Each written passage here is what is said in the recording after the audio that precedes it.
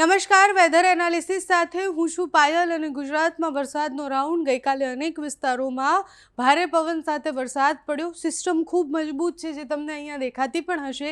એ સિસ્ટમની અસરને કારણે આજે દરિયાકાંઠાના વિસ્તારોમાં અતિભારે વરસાદની આગાહી છે। કચ્છમાં પણ અતિભારે વરસાદ પડવાનો છે।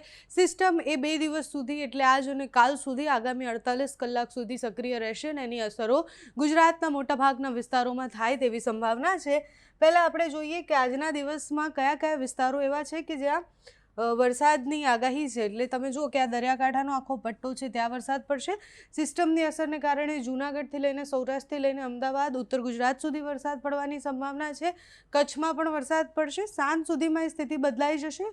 કાલે 4મી તારીખ છે અને 4મી તારીખે તમે જુઓ કે એની અસર માત્ર આ ભાવનગરથી લઈને વેરાવળનો જે પટ્ટો છે ત્યાં થવાની છે। દક્ષિણ ગુજરાતમાં એની અસર થવાની છે, એટલે સુરત, વલસાડ, તાપી, ડાંગમાં એની અસર થવાની છે। મધ્ય ગુજરાતમાં થશે, દાહોદ, છોટાઉદેપુર, નર્મદાવાળા પટ્ટામાં વરસાદ પડશે। ઉત્તર ગુજરાતમાં પણ વરસાદ પડશે। 4મી તારીખ સુધી એની અસર રહેશે। 5મી તારીખથી તમે જુઓ કે વાતાવરણ એકદમ રાબેતા મુજબ થઈ જવાનું છે। સિસ્ટમ અહીંયા ક્યાંક બની હતી, ઓમાનની નજીક બનેલી એ સિસ્ટમ ધીરે ધીરે આગળ આવી, એની અસર પાકિસ્તાન પર થઈ, એની અસર ગુજરાતના કચ્છના ભાગમાં થઈ, એની અસર હવે આજે દરિયાકાંઠાના વિસ્તારમાં થવાની છે।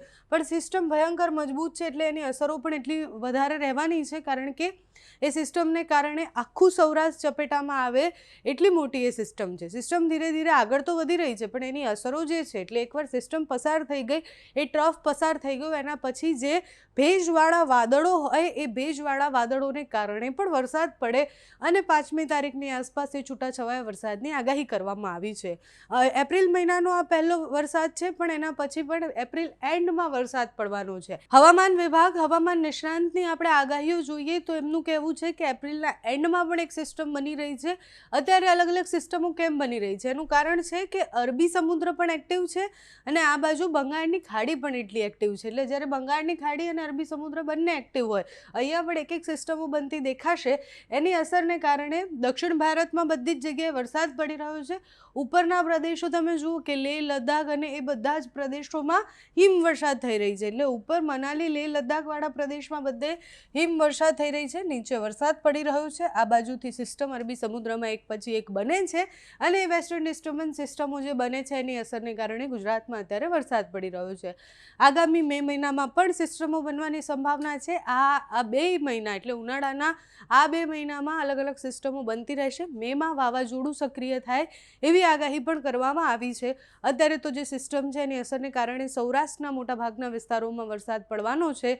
બાકીના વિસ્તારોમાં કાલે વરસાદ પડશે, એટલે મધ્ય ગુજરાત અને દક્ષિણ ગુજરાત અને ઉત્તર ગુજરાતમાં કાલે ભારે વરસાદની આગાહી છે। બાકી હવામાનને લઈને જે પણ માહિતી હશે તમારા સુધી પહોંચાડતા રહીશું। તમારે ત્યાં અત્યારે કેવું વાતાવરણ છે, કાલે તમારે ત્યાં વરસાદ પડ્યો હતો કે કેમ, અમને કમેન્ટ્સમાં જણાવજો। અત્યારે આ વિડીયોમાં બસ આટલું જ। જો તમે અમને યુટ્યુબ પર જોઈ રહ્યા હોય તો સબસ્ક્રાઈબ કરજો, ફેસબુક પર જોઈ રહ્યા હોય તો ફોલો કરજો, અમારા આ વિડીયોને લાઈક અને શેર કરજો।